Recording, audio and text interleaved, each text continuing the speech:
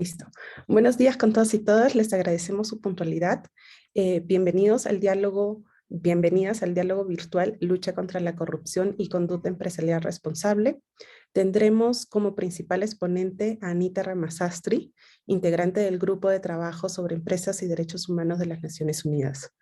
Un pequeño e importante detalle para antes de comenzar nuestro diálogo, por favor, si pueden mantener los micrófonos apagados y en caso deseen realizar preguntas, pueden escribirlo en el chat o levantar la manito.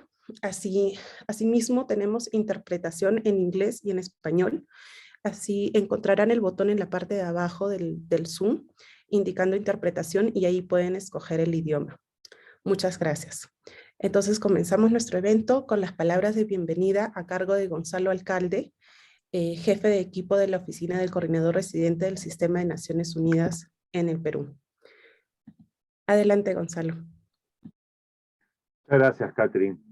Buenos días a todas, a todos. Yo soy Gonzalo Alcalde, como dijeron, yo soy jefe de equipo de la Oficina del Coordinador Residente de Naciones Unidas en el Perú, que es la oficina que, como dice el nombre, ayuda a coordinar y articular el trabajo de más de 20 agencias, fondos y programas de Naciones Unidas en el país.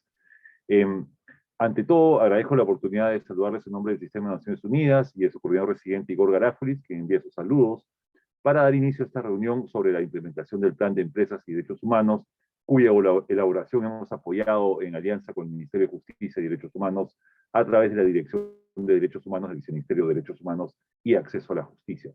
Quisiera comentarles que tanto los derechos humanos como el trabajo constructivo con las empresas están en la base de nuestro nuevo marco de cooperación para el desarrollo sostenible para los años 2022-2026, que empezó a ser implementado justamente en enero de este año. Este nuevo marco reconoce que la gobernanza democrática efectiva es fundamental para que el Perú logre el desarrollo sostenible, y sabemos que para lograrla deben abordarse desafíos importantes como reducir la desigualdad, profundizar la descentralización y regionalización y eliminar la corrupción. El marco de cooperación, firmado con el gobierno en septiembre del año pasado, se encuentra alineado con las prioridades nacionales, reconoce los derechos humanos, la transparencia, la rendición de cuentas y la prevención de la corrupción como parte de la agenda compartida entre el gobierno del Perú y las Naciones Unidas. Dentro de una de sus 4 prioridades estratégicas, la de gobernabilidad democrática efectiva y el ejercicio equitativo de ciudadanía. El sector privado peruano, en toda su diversidad, juega también un papel decisivo en la implementación de la Agenda 2030 de los ODS en el país, y también en la prevención de la corrupción como un presupuesto fundamental para proteger los derechos humanos y prevenir violaciones de estos. Durante los últimos 3 años, 10 agencias del Sistema de Naciones Unidas en el Perú han apoyado activamente la promoción del diseño del primer Plan Nacional de Acción sobre Empresas y Derechos Humanos, para abordar estos desafíos considerando los principios rectores de la ONU sobre empresas y derechos humanos, siendo un avance significativo logrado a pesar de la inestabilidad institucional que ha habido en el país. El Plan de Acción Nacional sobre Empresas y Derechos Humanos es citado en el nuevo marco de cooperación. Luego de la aprobación del Plan Nacional de Acción, la Oficina de Coordinación Residente considera que este espacio es fundamental para promover las alianzas, el multilateralismo y la inclusión de todos los actores relevantes, entre ellos funcionarios y funcionarias públicas, empresas, personas defensoras, sindicatos, miembros de pueblos indígenas y del pueblo afroperuano, entre otras, para garantizar una comprensión clara de la identificación y respuesta a los riesgos relacionados con derechos humanos. La corrupción tiene efectos devastadores en todo el mundo, provocando daños económicos y sociales, y socava el disfrute de los derechos humanos. De hecho, también desvía valiosos recursos que deberían utilizarse para el desarrollo y para asegurar que nadie se quede atrás. Combatirla entonces se hace más urgente ahora que la pandemia de COVID-19 ha agravado las desigualdades arraigadas, provocando que millones de personas caigan en pobreza extrema en nuestra región y a nivel global. Es por ello importante que la recuperación social y económica tras la pandemia incluya un enfoque de derechos humanos, de género, de interculturalidad y de prevención de la corrupción de manera transversal. Somos conscientes del camino avanzado para incorporar el enfoque de derechos humanos y la conducta empresarial responsable, y también de la agenda pendiente para llevar a la práctica estas políticas e instrumentos nacionales a nivel regional y local. Varios instrumentos de políticas públicas en temas importantes se han aprobado gracias a la resiliencia, la fuerza y el seguimiento de las organizaciones de la sociedad civil y la voluntad de los diferentes actores involucrados, quienes han incidido en políticas públicas que integren las diferentes perspectivas, reconozcan las diferencias y establezcan una agenda común y diversa. Finalmente, antes de terminar, quisiera resaltar que desde la Oficina de Coordinación Residente, desde nuestra oficina, desde nuestro equipo, nos parece muy importante continuar con estos espacios de diálogo en los que podemos identificar nuevas estrategias para afrontar los desafíos y reflexionar sobre las lecciones aprendidas y las buenas prácticas. Nosotros reconocemos el rol del diálogo social entre todas las partes interesadas para lograr el desarrollo sostenible. Por ello, siempre podrán encontrar en el sistema de Naciones Unidas un interlocutor comprometido en promover discusiones que aseguren que nadie se quede atrás. Esperamos que esta sea una jornada provechosa para todas las personas y organizaciones que nos acompañan hoy. Así que muchas gracias y cambio con eso. Muchas gracias, Gonzalo. Ahora tendremos las palabras de bienvenida a cargo de nuestro viceministro de Derechos Humanos y Acceso a la Justicia, Guillermo Julio Vargas Jaramillo. Adelante, por favor. Okay. Buenos días con todos y con todas. Reciban la bienvenida institucional del Ministerio de Justicia y Derechos Humanos a este diálogo virtual, lucha contra la corrupción y conducta empresarial responsable. Quiero saludar muy especialmente a las expositoras, Fernanda Hoppenheim y Anita Ramasastri, integrantes del Grupo de Trabajo para Empresas y Derechos Humanos de las Naciones Unidas. Asimismo, agradezco por su valioso apoyo en la realización de este evento al proyecto Conducta Empresarial Responsable en América Latina, el Caribe, la Unión Europea y a la Oficina del Alto Comisionado de las Naciones Unidas para los Derechos Humanos. Es importante recordar hoy que desde junio del 2021 el Perú cuenta con un Plan Nacional de Acción sobre Empresas y Derechos Humanos. Este primer instrumento de políticas públicas sobre esta temática es el resultado de un compromiso asumido por el Estado peruano en el año 2018, atendiendo a las recomendaciones del Grupo de Trabajo de las Naciones Unidas sobre las empresas y los derechos humanos en su visita de misión a nuestro país realizada en julio del 2017. El Plan Nacional de Acción busca hoy, con su implementación, impulsar la alianza estratégica entre el Estado, el sector empresarial y la sociedad civil en general, con el fin de fortalecer el marco de protección y respeto de los derechos humanos en todas las actividades empresariales de conformidad con los estándares internacionales en esta materia. Desde el Ministerio de Justicia y Derechos Humanos somos conscientes que la corrupción es uno de los mayores y más graves problemas que debemos afrontar en el país. Por ello, este ministerio ha incitado a la transparencia, o ha incluido a la transparencia, integridad y lucha contra la corrupción como algunos de los ejes que se han priorizado en nuestro Plan Nacional de Acción. A través del plan se dan respuestas articuladas frente a la corrupción, que ha sido diagnosticada como un problema público cuyos efectos hacen mella en la democracia como marco de convivencia, la gobernabilidad inspirada en fines públicos y el desarrollo sostenible en nuestro país. No podemos obviar que es ante todo un problema político y moral, pues impacta negativamente en las relaciones de confianza, la institucionalidad y los derechos humanos de las personas. La garantía de los derechos resulta debilitada a causa de la corrupción a nivel individual cuando las personas titulares sufren limitaciones de servicios públicos eficientes. También ocurre a nivel colectivo cuando se originan obstáculos para grupos de especial protección como pueblos indígenas, defensores ambientales. El impacto negativo en la sociedad en general se concreta en la crisis del sistema democrático y la escasa fuerza de la ley en el Estado de Derecho. La desmoralización se agrava por la sensación de impunidad que deja la acción, en este caso morosa, de la justicia. Según la Defensoría del Pueblo, hasta el año 2018, el número de casos por los que los procesados por corrupción se encuentran recluidos en prisión solo alcanza el 1%, y este porcentaje, menos de la mitad, tiene condena. Por ello, plantear respuestas eficaces frente a la corrupción debe tener muy en cuenta que esta constituye un fenómeno multidimensional con diversas manifestaciones y actores. Sabemos que se presenta de manera sistemática en diferentes niveles y sectores del país, incluyendo el ámbito de las actividades empresariales.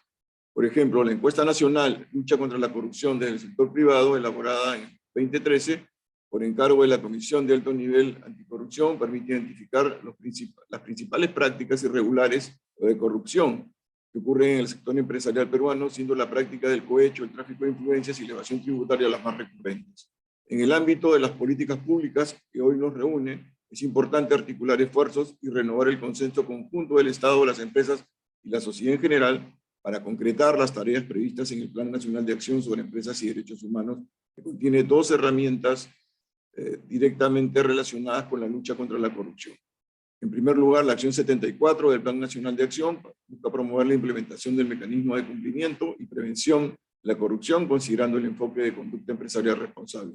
En segundo lugar, la acción 90 del Plan Nacional de Acción pretende impulsar procedimientos de reparación a favor de personas directamente afectadas por graves actos de corrupción, incluyen garantías de no repetición, pedidos de disculpas y mecanismos no judiciales basados en la mediación. Debemos tener presente que conforme a la debida diligencia en materia de derechos humanos, el sector empresarial debe analizar y elaborar propuestas que contribuyan a reducir la participación de actores empresariales en casos de corrupción, así como aprobar códigos de conducta o ética para la efectiva imposición de sanciones disuasorias por conductas vinculadas a actos de corrupción.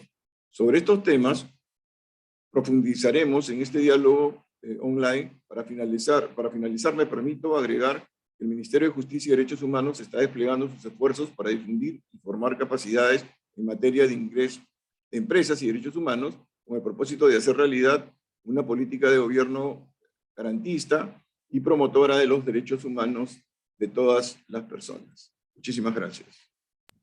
Muchas gracias, viceministro. Y bueno, ahora tendremos las palabras de bienvenida de Alessandre Mateus, el jefe de la sección económica y comercial de la Delegación de la Unión Europea para Bolivia y Perú. Adelante, Alessandre. Hola, muy buenos días con todos y con todas.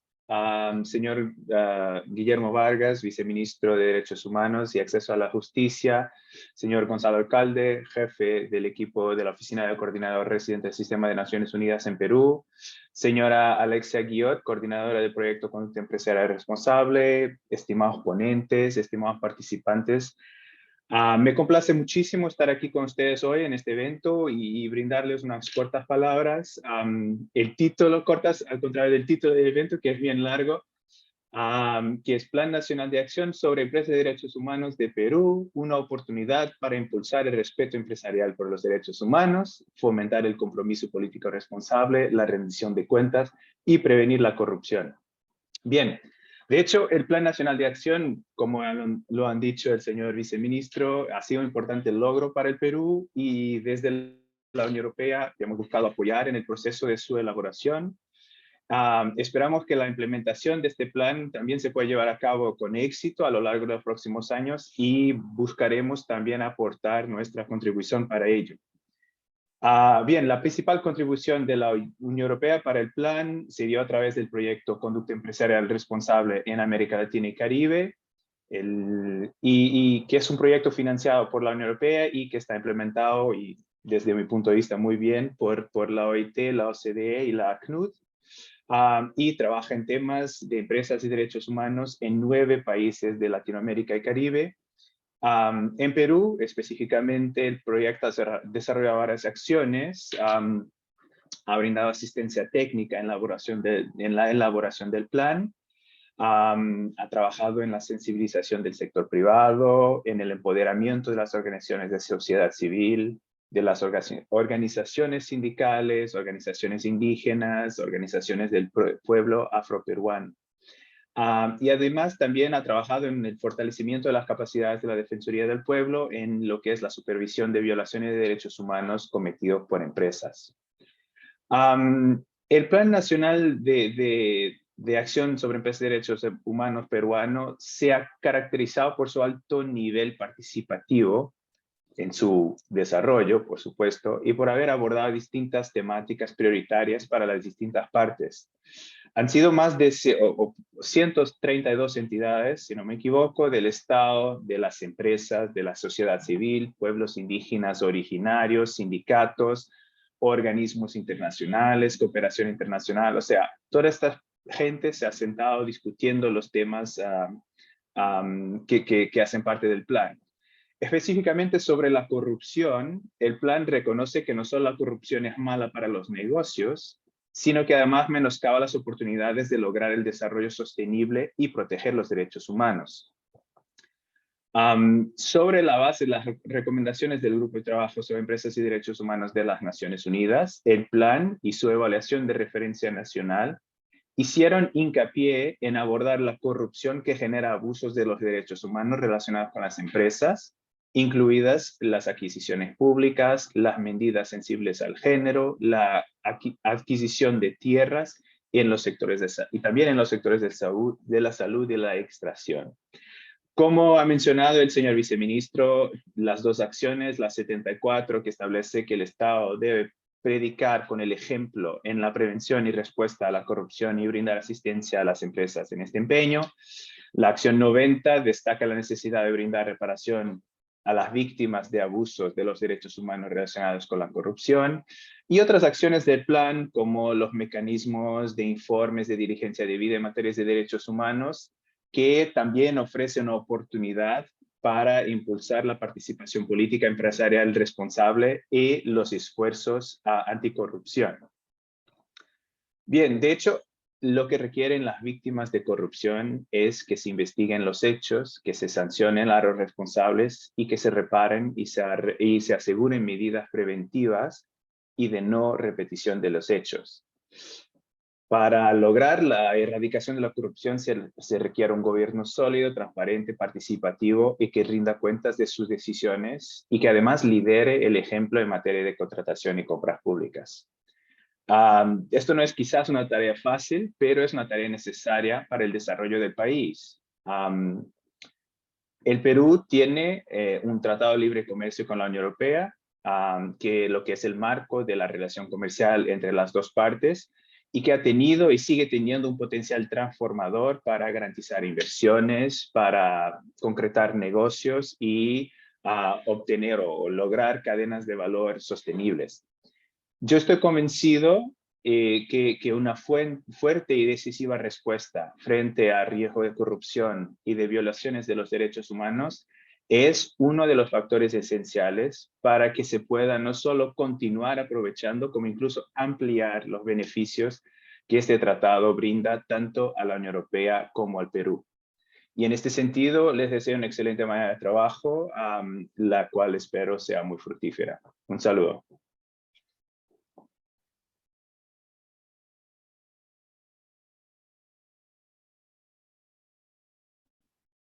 Muchas gracias, Alexandre, por tus palabras, y también quería agradecer a Gonzalo Alcalde y a nuestro viceministro Guillermo Amillo. Como ya se ha mencionado, los derechos humanos examinó en su informe el Consejo de Derechos Humanos en junio del 2020 cómo integrar mejor el deber de diligencia en materia de derechos humanos en las medidas de lucha contra la corrupción y el soborno, pasando de un enfoque basado en los riesgos para las empresas a uno basado en los riesgos para las personas. Es por ello que ahora vamos a continuar con nuestro siguiente bloque, el respeto empresarial por los derechos humanos, compromiso político responsable, rendición de cuentas y prevención de la corrupción, a cargo de Anita Ramasastri, integrante del Grupo de Trabajo sobre Empresas y Derechos Humanos de las Naciones Unidas. Para ello, por favor, les pido, no se olviden poner en el botón de interpretación el idioma español, porque Anita nos va a exponer en inglés. Muchas gracias. Adelante, Anita. Great. Thank you so much for this kind invitation. And thank you to the interpreters. For a moment, I will speak outside of my written remarks, and then I will turn to those in a minute. Vice Minister, distinguished experts, and ladies and gentlemen, I want to first begin by saying that Peru has really taken a very important step forward with this National Action Plan. Not only is it a comprehensive plan, but I think it is very important that it integrated commitments to preventing corruption and made them part of a business and human rights agenda. Today, my opening remarks will highlight why the working group thinks this is important. But I think it is a model that we hope that other states in the region and globally will follow. So Peru is leading, and we hope it will be a great example of how you can do this and why it is so important. So I really want to congratulate you, and I'm so glad to be here today. So I now will turn to my written remarks. It is a great honor to speak with you as part of this important event focused on Peru's National Action Plan on Business and Human Rights. Now, my message today is the importance of including anti-corruption measures as part of a national action plan and as part of a commitment to responsible business conduct. I want to thank all of you experts and leaders for your willingness to give your time to this important conversation. I have been asked to share with you today perspectives on why we need to focus on corruption as part of a business and human rights agenda. The main goal is that states need to understand that key relationship between corruption and human rights. Businesses that may pay bribes to cut corners will do so in a way that also leads to human rights abuses. The working group has noted in several country visits, for example, that major tragedies such as dam collapses have been connected to bribes that led government officials to cut corners. My remarks today are focusing on the need for states and businesses to embrace preventing corruption as part of an integrated agenda of responsible business conduct. The reason, or as the COVID-19 pandemic has shown us, the risk of corruption in global markets and supply and value chains is not only about risk to the company. First and foremost, it is about risk to people, essential workers, factory workers, patients and consumers, and the list goes on. I want to focus my remarks on the ongoing work of the UN Working Group on Business and Human Rights to connect the anti-corruption and business and human rights agenda and why it remains so important. This is about the private sector, so companies and states, remaining vigilant about responsible business conduct and also working hard to go beyond compliance at a time when we are grappling with major challenges to the well-being of people, our economies, and the planet. Now, the current situation has starkly highlighted the risks of corruption. We see now during the pandemic that corruption can truly be a matter of life and death. The Secretary General of the United Nations last year issued a statement highlighting the crisis and that the United Nations was concerned about corruption in the midst of the COVID-19 pandemic, which it says is proving to be even more damaging in its impact on the most vulnerable. Now, UN Secretary General Guterres recently described corruption as criminal, immoral, and the ultimate betrayal of public trust. It is even more damaging in times of crisis, as the world is experiencing now with the COVID-19 pandemic. The response to the virus in creating new opportunities to exploit weak oversight and inadequate transparency, diverting funds away from people in their hour of greatest needs, Mr. Guterres stated, and this was last year on October 15th. Now, the Secretary General noted unscrupulous merchants peddle faulty products such as defective ventilators, poorly manufactured or counterfeit medicines, reflecting that collusion among those who control supply chains has led to outrageous price hikes, skewing the market and denying many people life-saving treatment. According to the World Justice Project, past health emergencies and natural disasters have been plagued by corruption challenges. In the United States, the aftermath of Hurricanes Katrina, Rita, and Wilma saw numerous cases of corruption, with over 1,439 people charged by 2011 for crimes including fraudulent charities, government and private sector benefit fraud, identity theft, government contract and procurement fraud, and public corruption.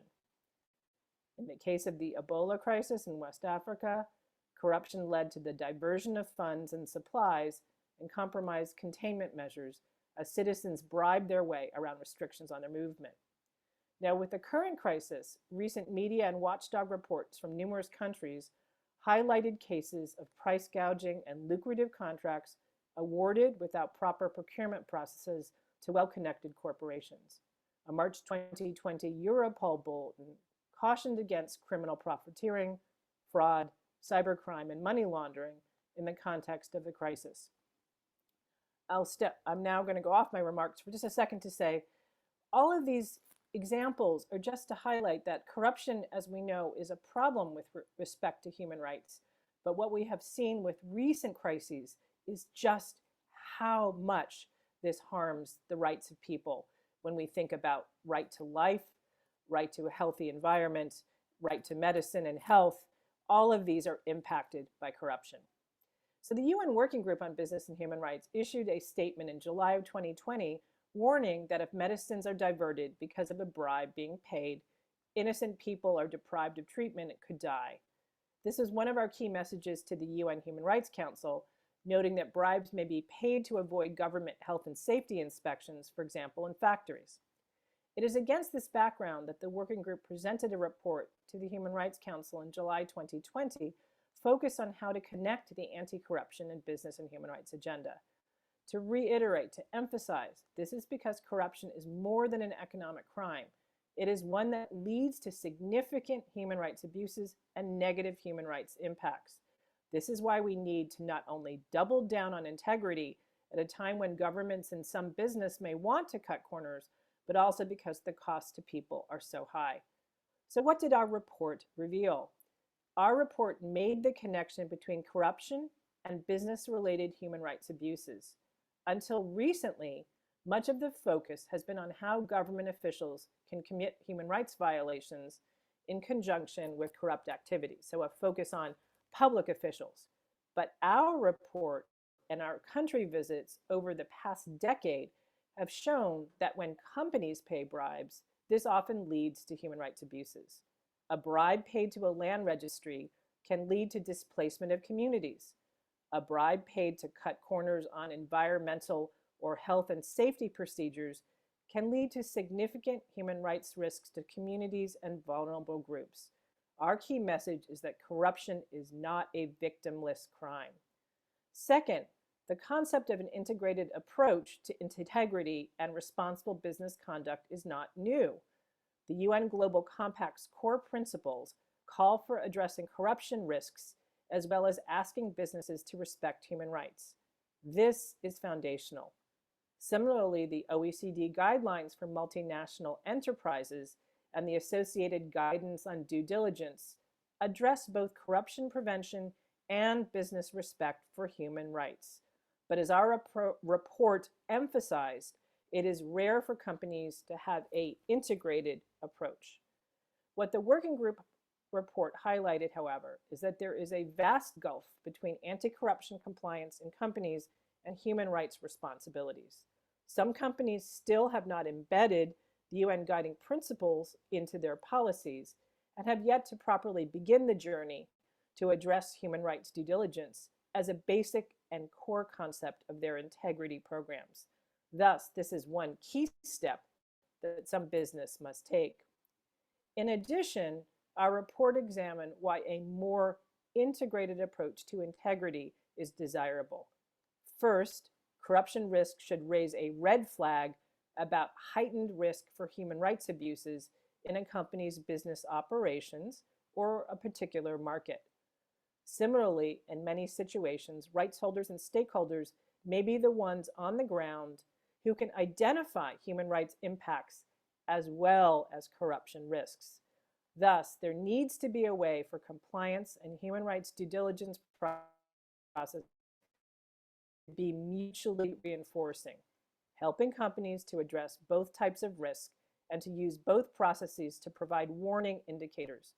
Ultimately, both risks, corruption and human rights, have significant impacts on people. We found that many companies and governments have silos. Governments address bribery and corruption in ministries of justice, and business and human rights in the Ministry of Foreign Affairs and in economic ministries. But we need to connect the dots more. Our report begins to chart a path forward for integrity beyond compliance under pillars 1 and 2 of the guiding principles. For states, we had a series of recommendations. I will mention a few, but ask you to take a look at the working group's report. Prosecutors should be asked to consider the human rights impacts of bribes when deciding when to charge and prosecute companies for bribery. National action plans, like Peru's, should consider corruption prevention and capacity building of companies on both business and human rights and corruption together. When governments ask companies to take a pledge to prevent bribery, as is the case with procurement contracts or with some other forms of support such as export credit, the same commitment should be made for respect for human rights and the UN guiding principles. So asking for human rights and corruption commitments at the same time. Also, governments can create unified help desks and training for business, especially SMEs, that integrate the two topics. Finally, it is important to see that issues relating to conflicts of interest and transparency in terms of how governments award contracts and deal with the private sector, these are traditional public integrity measures, are important to ensuring businesses respect human rights. When government officials put private interests over public benefits, this is inconsistent with the guiding principles. Companies need to address how corporate governance and board management addresses integrity in terms of both anti-corruption and human rights, and processes such as stakeholder engagement need to take into account both corruption impacts and human rights impacts. One area that was discussed as a place where business can act now is business partner screening. Companies have long screened agents and partners for corruption risk. There needs to be more effective ways of screening for human rights risk, both of companies and of individual business people. So the topic of responsible business conduct, and I'm almost about to conclude, and how it encompasses more than anti-corruption, has been part of the policy space for more than a decade, at least on paper. Now is the time to move from words to actions, and the cost of leaving human rights and people out of the equation is no longer something that is academic. If corruption risks exist in essential supply chains, this means that the risk to people is real, significant, and must be addressed. The UN guiding principles offer a chance for us to address this reality as part of the next decade. For Peru, this means connecting corruption in your national action plan and thinking about ways where an integrated agenda will be meaningful. It means thinking about how a broader access to remedy, focused on both victims of corruption and victims of business and human rights, will be important to addressing the harms coming from business activities. Thank you so much.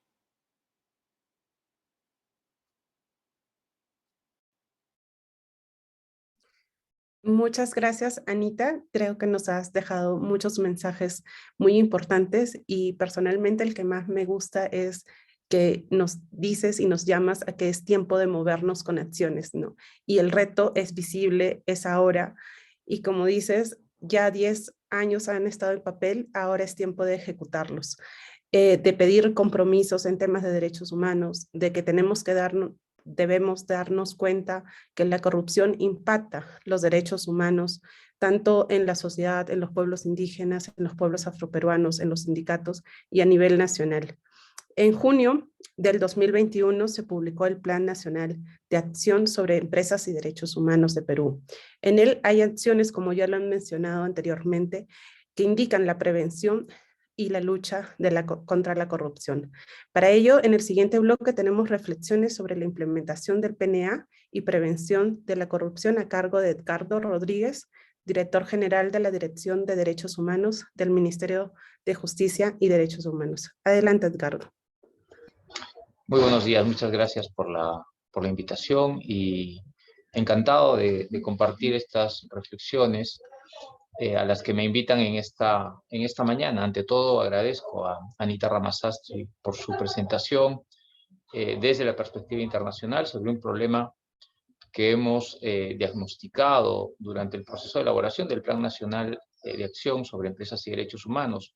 Contamos con un documento de diagnóstico y de línea de base que consideramos certero, relativamente actual, sobre transparencia, integridad y lucha contra la corrupción. Y nos ha servido ese documento mucho para consensuar las acciones que han sido mencionadas, las acciones estratégicas que aparecen en el Plan Nacional de Acción, pero es además en la actualidad una fuente de consulta recurrente para nuestros equipos cuando diseñan intervenciones puntuales en la etapa de implementación. Y digo que es una referencia de relativa actualidad porque no podemos olvidar que el plan, cuya vigencia ya ha cumplido un año en este mes que concluye, se aprobó de manera consensuada en otro momento político, quizás un contexto que podríamos considerar irrepetible, porque se trató de una transición en el marco de un gobierno democrático en el que podían proyectarse acciones que pudiesen ser desarrolladas en estos supuestos tiempos de ansiada normalidad, que por el contrario han resultado mucho más críticos, ¿no? Indudablemente la coyuntura política es distinta. En menos de un año de gestión de gobierno aún se ha vuelto a saber por medios de comunicación, en ministerios con importante presupuesto, que podrían haber sucedido situaciones en las que, tomados por actores que hoy están investigados y por hechos tipificados como delitos relacionados con la corrupción en los procesos de contratación de obras, pues se repite todo aquello que desde nuestra lógica animada, incorporada en el plan, se buscaba evitar. Y si ello está ocurriendo a nivel nacional, en el nivel subnacional, podemos ver claramente que se ha revelado ya en ciertas situaciones en las que ya ni causa extrañeza la caída de gobernadores regionales elegidos hace 4 años atrás. Y si hablamos de hace 4 años atrás, estamos identificando a personajes con quienes hemos dialogado, junto con otros actores en sus regiones, no solo desde el Ministerio de Justicia y Derechos Humanos, sino desde el otro órgano que está considerado en el Plan Nacional de Acción, que es la Secretaría de Integridad Pública de la Presidencia del Consejo de Ministros, y se han hecho como parte de acciones preventivas en el contexto incluso de la elaboración del plan.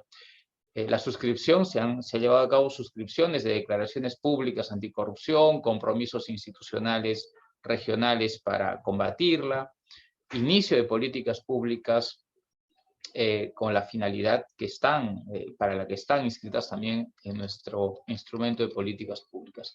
Es decir, que mientras avanzábamos muchas veces en sus sedes, en el diseño del Plan Nacional de Acción, en ciudades como Puerto Maldonado o Pucallpa, en las regiones de Madre de Dios y Ucayali, se iba generando uno de esos determinantes estructurales, las prácticas corruptas que explican la mayor incidencia hoy de muertes de personas defensoras de derechos humanos, por ejemplo, especialmente de los defensores ambientales, que son defensores de sus territorios, de sus bosques, y que son atacados por el actuar de mafias con importantes intereses económicos y empresas ambiciosas que son además muy activas en el plano judicial contra las comunidades y contra sus defensores. Todo ello en medio también de una situación mapeada y diagnosticada en el proceso de elaboración del plan, que es una informalidad económica que es el terreno fértil de las economías ilegales, afectando en general la garantía de los derechos humanos, no solamente de los defensores, las defensoras, sino de la población de estas regiones, las regiones amazónicas, poco acompañadas por el actuar estatal.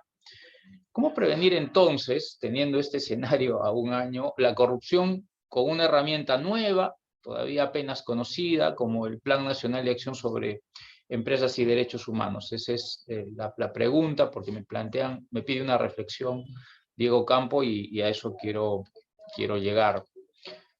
Pues consideramos que el diagnóstico que hemos elaborado nos ofrece un buen mapeo de las posibilidades de la intervención estatal. Estamos hablando de políticas de integridad pública que han sido reforzadas en el actual institucional, ¿no? Hay una Secretaría de Integridad desde hace algunos años. Ya existe un desempeño que puede ser evaluado con algunos años de ejercicio de la Autoridad Nacional de Transparencia, Acceso a la Información y Protección de Datos Personales. Hace un lustro no existía esta autoridad como tal. Hoy podemos dialogar con ellos y saber cuáles son sus avances.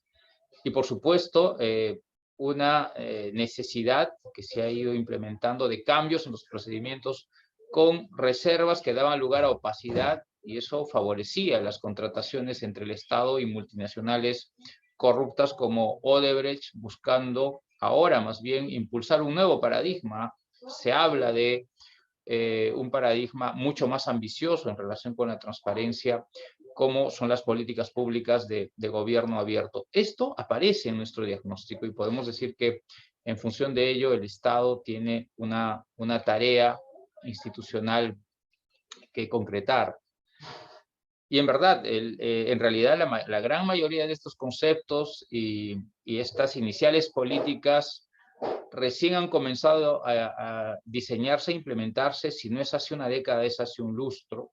Y eso coincide en el tiempo, entonces, con la novedad de los principios rectores sobre empresas y derechos humanos y las políticas públicas de conducta empresarial responsable. Es decir, estamos naciendo con la articulación de unos conceptos y también la articulación de unas instituciones en torno a estos conceptos, cuando tenemos una realidad de corrupción que aparentemente tiene una capacidad enorme para sortear estos diseños iniciales. El diagnóstico entonces plantea muy bien esa conexión de los discursos desde el plano internacional y nos ayuda a ordenar mucho el análisis en función de los tres pilares RAGI de proteger, respetar y reparar. Así entendemos la remediación en el Perú y lo decimos en el plan. Cada vez más claro para nosotros es hablar de reparación y la acción 90 lo evidencia así.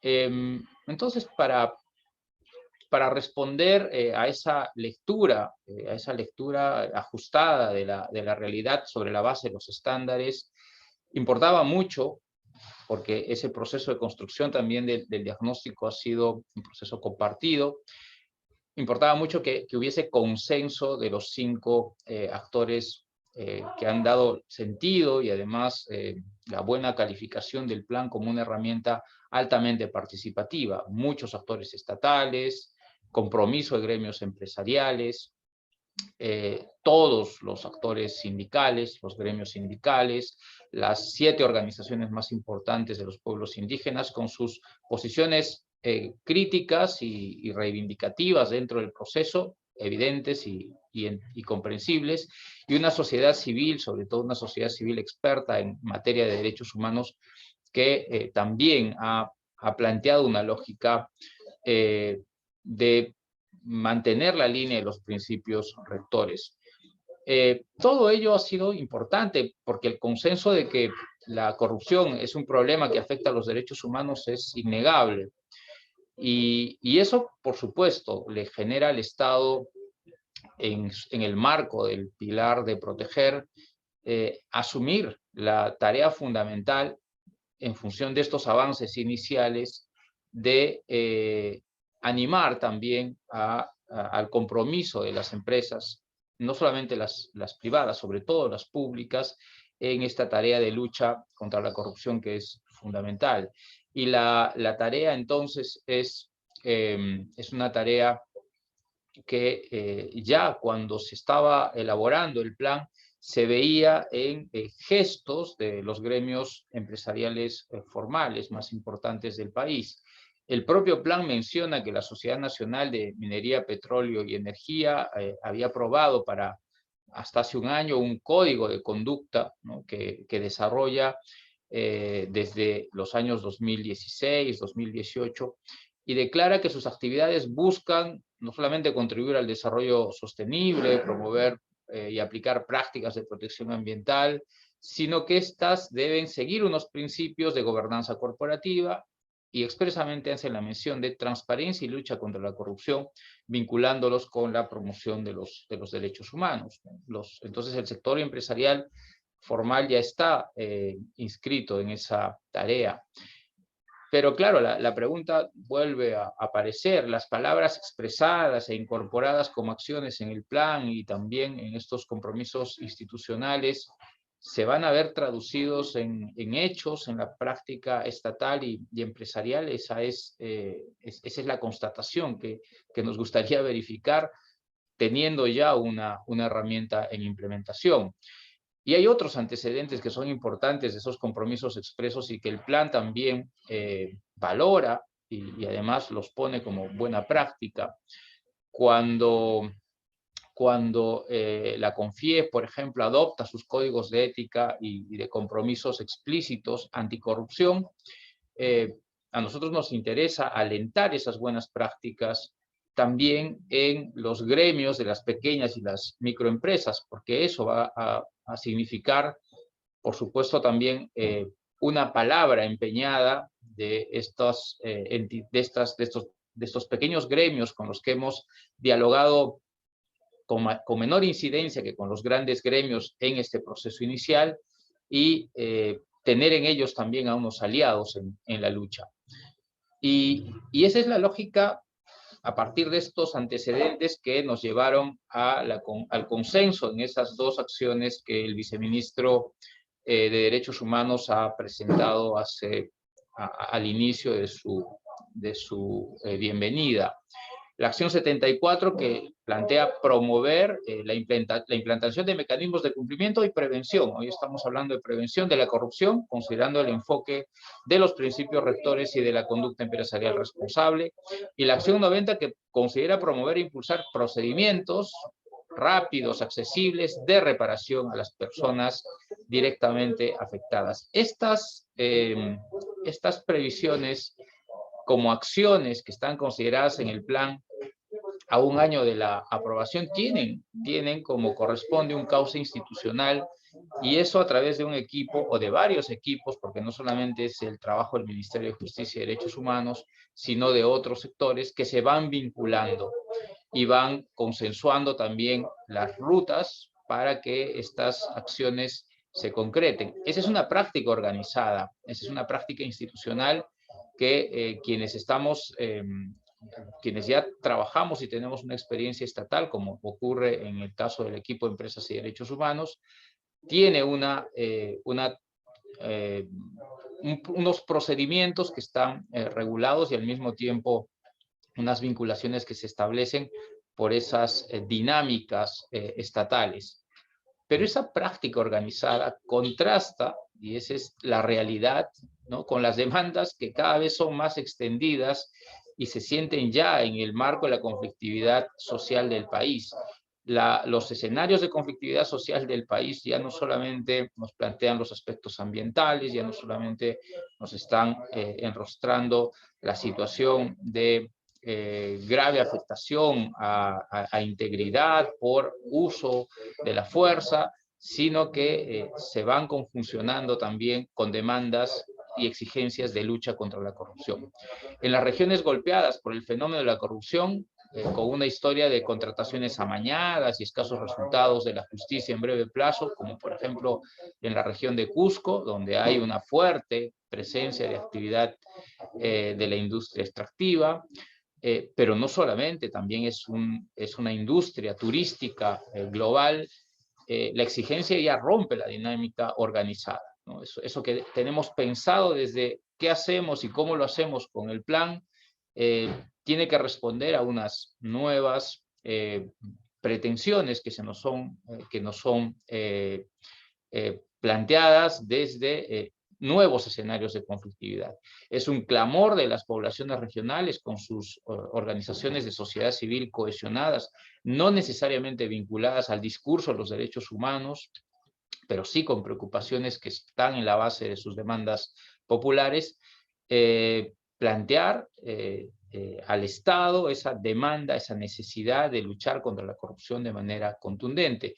Y es un pedido que, por intuición de sabiduría popular, por supuesto, es un tema de justicia, se encausa con las demandas al Ministerio de Justicia y Derechos Humanos, ¿no? Entonces, la demanda de la dinámica de la conflictividad rompe esos marcos que nosotros tenemos programados y avisorados con logros que pueden ser pauteados a través de metas y resultados, para situar el proceso de implementación en una agenda menos organizada, pero demandante al mismo tiempo de la intervención estatal articulada. Entonces tenemos que hacer gala de creatividad en este nuevo contexto, y las orientaciones de los estándares tienen que adquirir un nuevo sentido.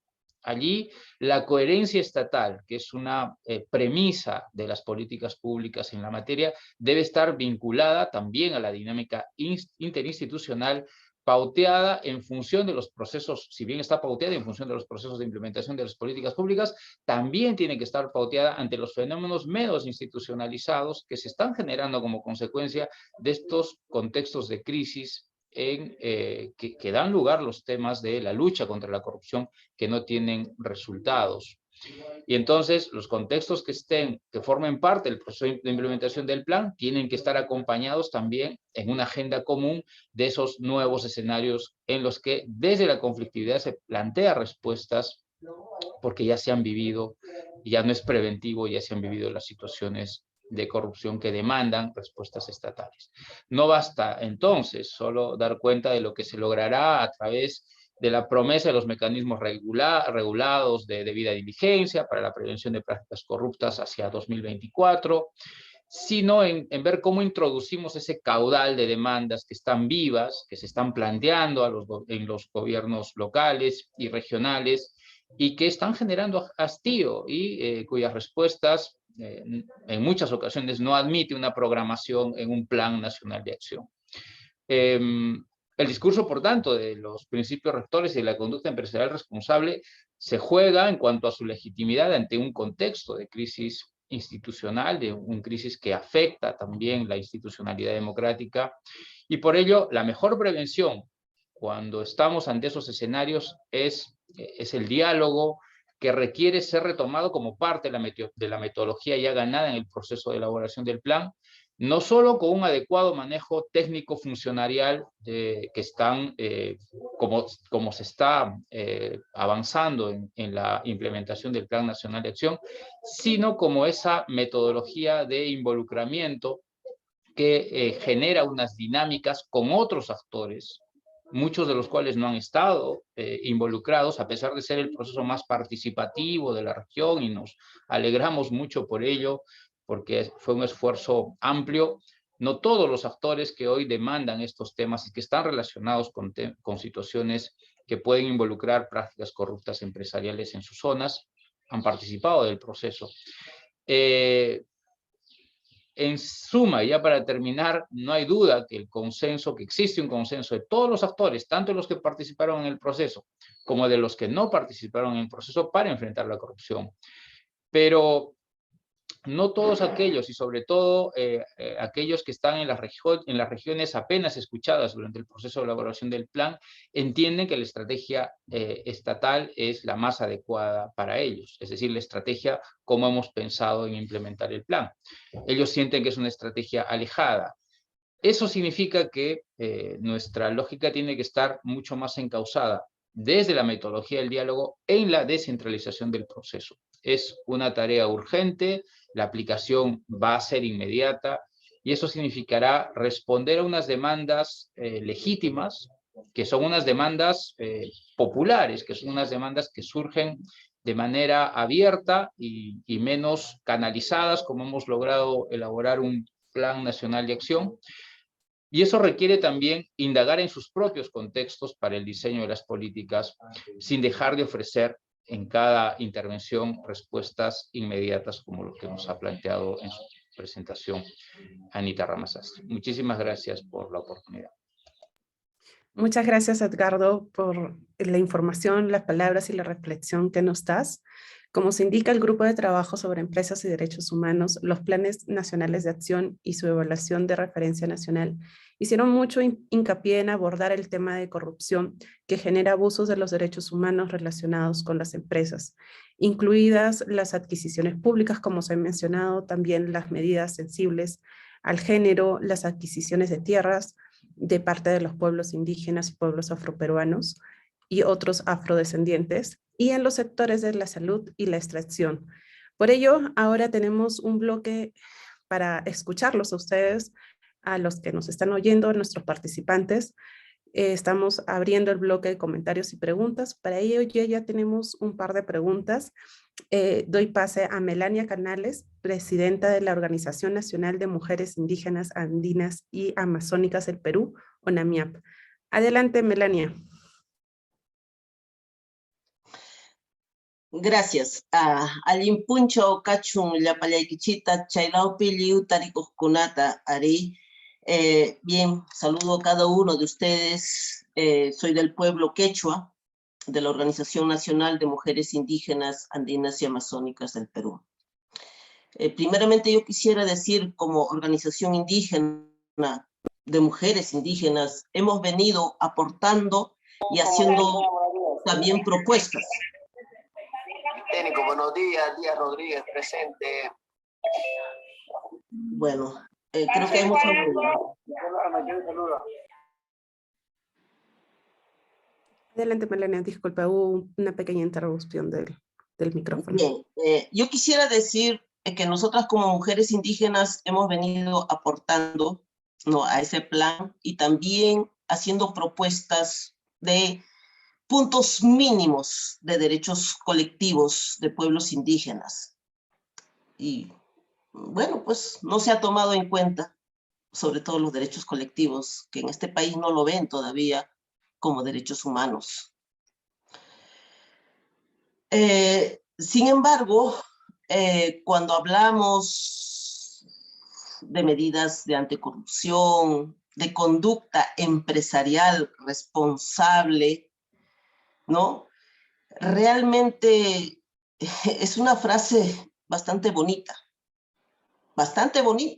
bastante alentador, ¿no? Pero sin embargo, las mujeres indígenas día a día vivimos y vemos las conductas del empresariado. Y creo que Anita en su estudio lo dijo bien claro, ¿no? Y hemos visto nosotras también durante la pandemia que las empresas negocian con los derechos y sobre todo con los derechos de salud y educación. Y lo peor que en este país, los empresarios que negocian con estos derechos ni siquiera pagan IGB ni impuesto a la renta. Asimismo, también estos empresarios están de juez y parte. Son empresarios, pero también están en espacios de poder, como el Congreso, donde hacen sus propias normas y sus propias leyes. Y esa es una preocupación que nosotras tenemos. ¿De qué empresarios estamos hablando? ¿Quiénes hacen las leyes en este país? Porque tienen el capital. Asimismo, estamos también hablando de convenios. Convenios de empresas extractivas y la Policía Nacional del Perú o Fuerzas Armadas. La Policía Nacional es para cuidar, proteger al ciudadano. Pero sin embargo, no es verdad. Para nosotras, esa es una forma de corrupción también. Una forma de corrupción porque el policía está siendo pagado por la empresa y va a defender a la empresa. Y es una preocupación, es una corrupción. O sea, quiere decir, está capturado todo por la empresa. Cuando hablamos del financiamiento de responsabilidad social, en este país, las empresas no rinden cuentas en qué gastan. Eso que le llaman responsabilidad social. Lo que hemos visto que muchas veces es que crean organizaciones, por eso crean personerías jurídicas, crean otras organizaciones, dividen organizaciones, debilitan organizaciones. Es lo que hemos podido ver en estos últimos tiempos. Y no solo eso. Cuando hablamos de pueblos indígenas, hablamos de consentimiento, del derecho al consentimiento. Derecho al consentimiento y para ello es el proceso de consulta previa. Pero ¿qué pasa? Aquí primero las empresas entran a nuestros territorios y muchas veces convencen a los dirigentes. El Estado ya entra último, cuando ya todo está convencido, solamente para darle la bendición y darle el beneficio a las empresas. Es lo que hemos estado viendo. Y cuando no se respeta en este país el derecho a consentimiento y su proceso de consulta previa. Son preocupaciones que nosotros como mujeres y pueblos indígenas tenemos. Cuando hablamos, por ejemplo, de diálogos, nosotros estamos de acuerdo con diálogos, pero hemos visto en este país que los diálogos pueden pasarse años y sentimos que es una mecedora. Es una mecedora. Es un entretenimiento. No dan soluciones. Soluciones respetando derechos humanos. Lo que prima es el dinero. Lo que prima es la plata. Y otro punto que hay que decirlo, en este país, bueno, pues se va sancionando a los corrompidos, a los que reciben, pero los corruptores, las empresas, ¿quiénes están presos? Aquí, ¿quiénes pagan, como se dice, esos perjuicios que ha causado al pueblo? ¿Quiénes han sido sancionados? ¿Qué empresas pagan reparaciones? Ese es otro tema, ¿no? Y hay que preguntarnos a quién beneficia la corrupción. ¿A quién beneficia la corrupción? ¿Quién se beneficia de la corrupción? ¿No? ¿Quién es el que quiere lograr sus objetivos? ¿Quién es el que quiere seguir acumulando riquezas? Entonces yo creo que a muchas empresas y empresarios no les interesa la vida digna de las personas, ni las vidas, digo, porque soy una mujer indígena, que para mí ese cerro, que ellos lo ven recurso natural, tiene vida. Ese río que le ven recurso natural, tiene vida. La tierra donde cultivamos nuestras comidas tiene vida. Y las semillas tienen vida, los animales tienen vida, pero para el gran empresariado no les interesa. Eso no cuidan, eso no protegen, con tal de acumular riqueza, destruyen, contaminan. Lo que pasa en Ventanilla, ¿qué está pasando? Más de 500 años en la Amazonía, derramamiento de petróleo. Todos los conflictos es gracias al empresariado. Todos los conflictos que existen, porque no hay transparencia, no hay una verdadera sanción en este país. Lamentablemente en el Perú tampoco están diferenciados los roles de la empresa con los poderes del Estado. El empresariado ha capturado al poder ejecutivo, al poder legislativo y al poder judicial. Entonces me pregunto, ¿habrá medidas anticorrupción? ¿Realmente? ¿Realmente habrá? Primero tendría que separarse esos roles, porque no pueden ser juez y parte, porque no pueden ser que solamente el empresariado puede hacer sus leyes, sus normas, puede gobernarnos este país. ¿Quién tiene los medios de comunicación? En las zonas, por ejemplo, de Cajamarca, el 80-90% de los medios de comunicación está en manos de los empresarios de la actividad extractiva. Y entonces, ¿nos darán espacios al pueblo? ¿O también corromperán para que hablen a su favor? Eso es lo que tenemos en este país. Entonces, las mujeres indígenas queremos un país donde se respete derechos individuales y derechos colectivos.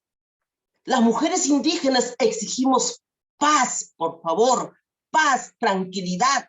Basta de esos conflictos, basta de asesinatos, basta de criminalizarnos, basta de perseguirnos. Queremos un país sin corrupción. Queremos un país donde el empresariado rinda cuentas, inclusive de sus donaciones, en qué están invirtiendo. Eso es transparencia. Ahí no habrá, pues podremos ver que no hay corrupción.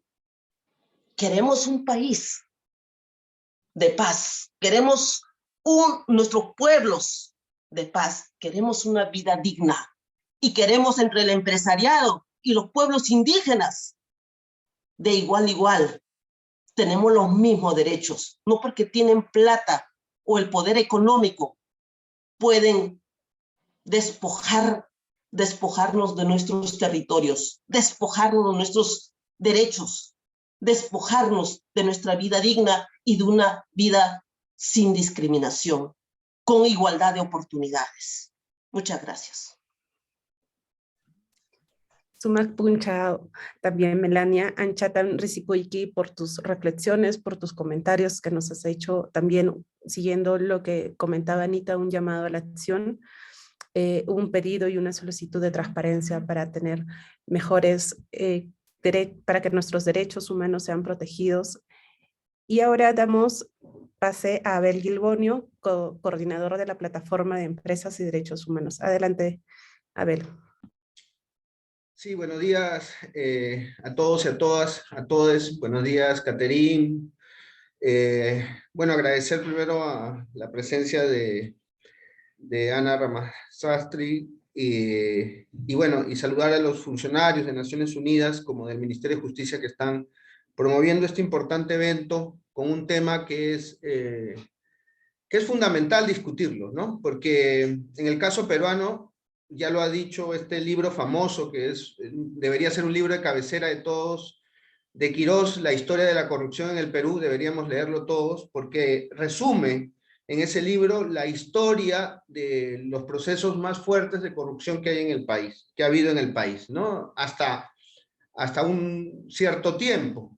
Y luego, pues, ese proceso no se ha detenido, ¿no? O sea, quisiera empezar diciendo esto. Yo entiendo lo que dice los funcionarios, el viceministro del Ministerio de Justicia, pero hay que reconocer que el Estado está tomado por este tema de la corrupción, ¿no? O sea, tenemos 5 expresidentes del Perú con orden de captura, ¿no? El caso de Toledo, con procesos judiciales por corrupción, han tenido detención domiciliaria otros apenas el Ministerio Público apareció en su domicilio, terminaron suicidándose. O sea, eso es la realidad, ¿no? Estamos hablando de funcionarios de bajo rango, estamos hablando de los que han sido presidentes del país, en el caso peruano.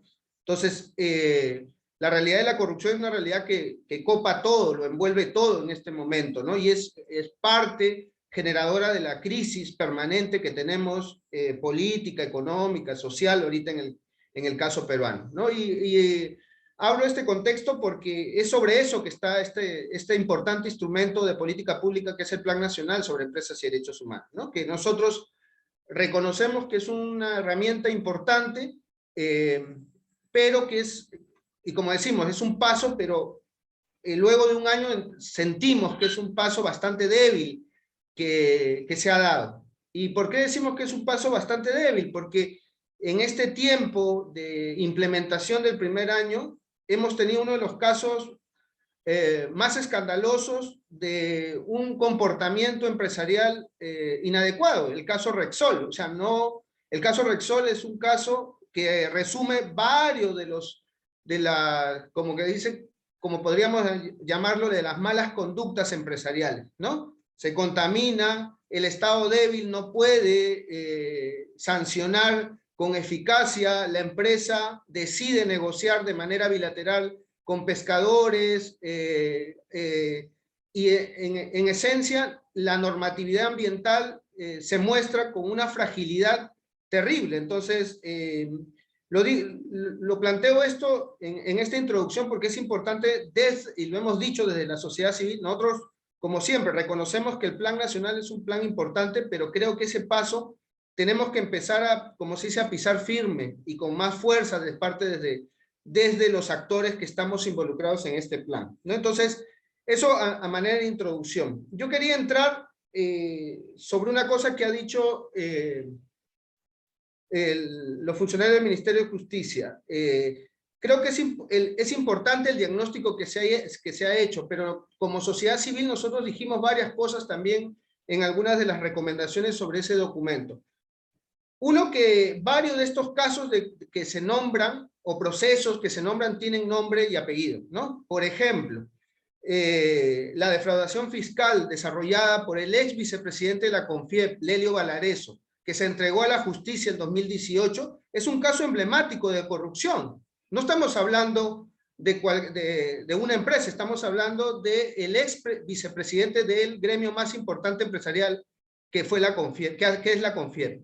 Segundo, el escándalo, el pedido de perdón el año 2019 por Graña y Montero, perteneciente a las familias más poderosas del país, la familia Graña, pidiéndole perdón al país y cambiando de nombre, de razón social, a la empresa Graña y Montero, pidiéndole, como se dice, diciendo que no se volverá a repetir los escándalos de corrupción donde han estado involucrados la empresa de construcción más poderosa del país. Creo que es emblemático, porque estos casos, en el plan que, como dicen, los beneficiarios, que somos toda la ciudadanía, porque al final la corrupción afecta directamente a la ciudadanía, creo que tiene que ver con un tema de justicia. Y lamentablemente ese tema de justicia e impunidad en estos casos de personas poderosas ligadas al sector empresarial están ahí, sin justicia. Entonces creo que ese es un tema que tenemos que seguir avanzando. Y también dijimos algunos otros casos relacionados con corrupción en gobiernos regionales. Por ejemplo, el señor Gustavo Salazar, ex presidente de Regatas y ex presidente de Seguros Positiva, ligado al tema de corrupción en el gobierno regional de Cusco con el señor Coco Acurio, ¿no? Que logró, si no me equivoco, fugar del país y ahora vive en Estados Unidos impunemente, a pesar de estar vinculando en estos procesos judiciales, como el caso de corrupción Odebrecht relacionado con el tema del señor Coco Acurio en el gobierno regional de Cusco. Entonces, son casos que tenemos que, como se dice, mirarlos con bastante detenimiento, porque creo que uno de los temas fundamentales que la sociedad civil reclama es que en estos procesos donde hay delitos de corrupción haya justicia, no haya impunidad. O sea, creo que la mejor manera de poder construir, como decía Melania, un Perú en paz, un Perú sin corrupción, es que el poder empresarial no se imponga sobre la justicia y podamos tener un Perú donde los delitos sean juzgados, no importa el poder que tenga el sector empresarial en este sentido, ¿no? Entonces, me parece que ese es un tema importante a resaltar en este tema de corrupción. Segundo, el tema de... que creo que está relacionado, lo han dicho en este informe importante del 2020 que elabora el Grupo de Trabajo sobre Empresas y Derechos Humanos, sobre el tema de corrupción, tiene que ver con este tema de la captura del Estado. O sea, la captura del Estado por el poder empresarial y esto que nosotros denominamos las puertas giratorias. Por ejemplo, en este último gobierno, hemos visto cómo ante el conflicto minero en Apumayo, en Ayacucho, hemos visto cómo una persona que fue ex viceministro de Minas, el señor Guillermo Chino Guamaní, después aparece como gerente corporativo de la empresa Apumayo, y curiosamente varias de las leyes sobre los cierres y procesos de cierre de minas y la flexibilidad de esos procesos se aprobaron en su gestión como viceministro de Minas. Entonces nos llama mucho la atención eso, y lo ponemos aquí sobre la mesa. Este tema de la puerta giratoria es un tema que ha estado presente también en varios de los procesos, que al final es una línea delgada sobre los temas de corrupción. Y bueno, para ir cerrando también mi exposición, porque creo que es fundamental recordarlo, hace unas semanas la empresa multinacional Glencore, que tiene varias operaciones importantes en Perú, como es el caso de Antapacay, de Tapacay en Espinar, ¿no? Con la ampliación Corpohuayco, han reconocido que como parte de su cultura corporativa han asumido prácticas corruptas. Y no estamos hablando de una empresa pequeña, estamos hablando de una de las empresas más importantes del mundo. Estoy hablando de la multinacional Glencore Suiza, y ellos han reconocido hace unas semanas que la corrupción ha sido parte de su cultura corporativa. Y la cultura corporativa es parte de esa conducta empresarial que necesitamos cambiar. O sea, la corrupción no puede ser parte de la cultura corporativa de una empresa. Entonces, solamente para dejar una pregunta, ¿cómo están viendo el grupo de trabajo? ¿Cómo están viendo los representantes de Naciones Unidas este tema con esta multinacional Glencore, que ha reconocido que la corrupción ha sido parte de su cultura corporativa? Porque Glencore participa de las discusiones de los gremios de las empresas mineras a nivel global, y entonces sí nos parece relevante qué dice Naciones Unidas sobre esto, porque creo que choca con este tema de la conducta empresarial responsable. Eso como pregunta, y bueno, creo que más allá del pesimismo sobre la situación real de captura del Estado, de corrupción en el país, creo que como decía la compañera Melania Canales de UNAMIAP, desde la sociedad civil nosotros vamos a seguir empujando el Plan Nacional. Creemos en que tenemos que entre todos derrotar a la corrupción, tanto de los diferentes sectores donde está copado, pero creo que necesitamos cada vez más ser transparentes en los procesos. Creo que lo decía Melania, la transparencia es un tema fundamental. Mientras más haya contratos ocultos, contratos privados que afectan a usuarios públicos, etcétera, vamos a tener lamentablemente estos problemas de corrupción. Muchas gracias, Catherine. Muchas gracias a ustedes por permitirme las palabras. Muchas gracias, Abel. Me gustaría realizar una breve reflexión. En el informe 44 y 43 del Grupo de Trabajo sobre Empresas y Derechos Humanos indica que las actividades corruptas de las empresas pueden dar lugar a violaciones de derechos humanos, como lo han comentado ya nuestros colegas, a veces con consecuencias mortales, como también lo hemos visto en algunos casos que también se han mencionado por parte de sociedad civil.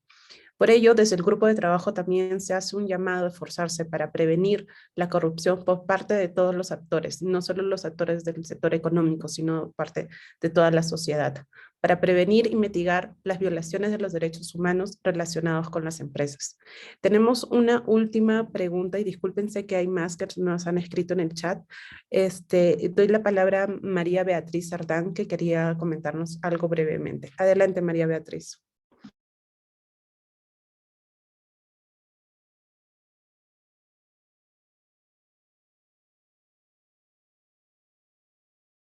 María, ¿nos escuchas?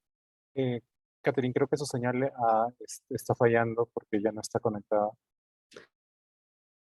O ahora se acaba de reconectar.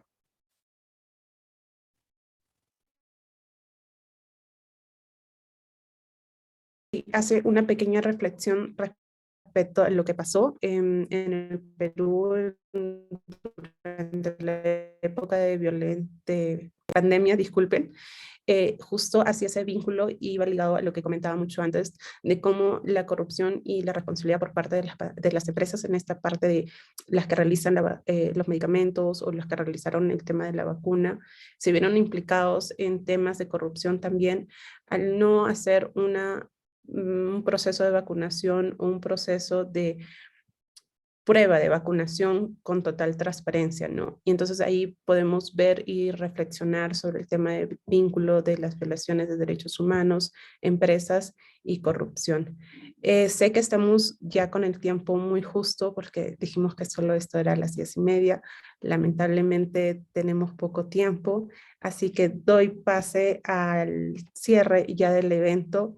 Agradezco a todos por su puntualidad, también por lo que nos han escrito, por la importancia de tener estos espacios de diálogo y poder conversar entre varios actores, sociedad civil, también de parte de Naciones Unidas y por supuesto de parte del Estado representado por el Ministerio de Justicia.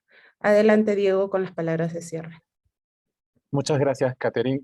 Yo brevemente, teniendo en cuenta el tiempo, quisiera agradecerles por haberse conectado el día de hoy. Me he tomado el tiempo de contar cuántas mujeres y cuántos hombres están conectados, y son más o menos 30 mujeres y 23 hombres. Eso no es casual. Existe una serie de retos en materia de género y participación que quisiera recordar aquello que mencionaron tanto Catherine como Anita y también Melanie, que la corrupción puede tener impactos diferenciados al género y hemos tratado que el evento sea paritario, no lo hemos logrado en el panel inicial, pero tenemos que reconocer eso cuando no. Y más que ello, quisiera hacer un viaje bastante rápido por lo que hemos hablado el día de hoy. Claramente, todas las que han expuesto han señalado que la erradicación y prevención de la corrupción tiene una relación innegable con la protección de los derechos humanos. Quisiera recordar que el cambio de paradigma expresado que plantea el grupo de trabajo y plantea también Anita el día de hoy, que debemos analizar los riesgos no solo sobre las empresas, sino dirigirlos hacia el impacto y los riesgos que la corrupción genera sobre las personas. Y señalar que los riesgos son reales, significativos y deben abordarse. Y los casos que han mencionado tanto Abel como Melania van en ese sentido de evidenciar con las perspectivas de sociedad civil y de las organizaciones indígenas cuál es el camino pendiente y la historia que existe. Podemos encontrar una práctica promisoria. Gran parte, casi todos los panelistas han señalado que el Plan Nacional de Empresas refleja esta relación entre la corrupción y los derechos humanos. Hay acciones comprometidas que abordan la asistencia técnica a las empresas, al gobierno, así como la reparación, que es una tarea pendiente que ha sido señalada tanto por el viceministro Guillermo Vargas y el director general Edgardo Rodríguez. El Plan Nacional de Empresas y Derechos Humanos de Perú es el fin del inicio de la implementación de la conducta empresarial responsable y resulta necesario reposicionar la acción en las víctimas de la corrupción como en las víctimas de las empresas y los derechos humanos. No solo cuando se erradique la impunidad, se va a erradicar la corrupción. Las participaciones de Melania y de Abel creo que alertan sobre la necesidad de construir una relación horizontal entre las empresas, las mujeres indígenas y la sociedad civil, pero ello requiere una serie de condiciones habilitantes en las que se garantice la rendición de cuentas, el acceso a la justicia y la real transparencia. Y reconocer lo que ha pasado y aprender de las lecciones. Quisiera terminar porque he leído un comentario de BHLOP que menciona que la tarea de la corrupción es una tarea compartida, que existe, de nada sirve luchar contra la corrupción cuando existen otros estados que protegen y reciben a los corruptos de otros países. Me parece importante rescatar este mensaje porque quiero dar un ejemplo.